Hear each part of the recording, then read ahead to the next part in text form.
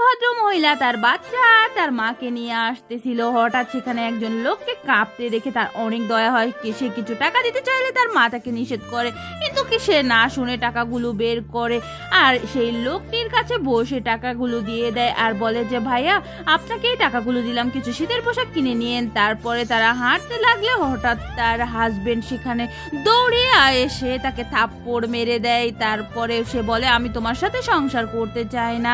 তারপরে সেখান থেকে সে চলে গেলে সে মেয়েটি তাকে পিছন থেকে ডাকতে শুরু করে। তারপরে একদিন সেই মেয়েটি অনেক গরিব হয়ে যায় আর এই লোকটি হয়ে যায় ধনী। তারপরে এই মেয়েটি অনেক নোংরা খাবার খাচ্ছিল। এরপরে যা ঘটলো তা দেখতে চাইলে আপনি যদি আপনার মাকে মন থেকে ভালোবাসেন, লাইক এবং সাবস্ক্রাইব করে যাবেন। এরপরে এই মেয়েটি নোংরা বোতল থেকে পানিগুলো খাচ্ছে আর তার মা তাকে ফোন দিয়ে টাকার কথা বলতেছে।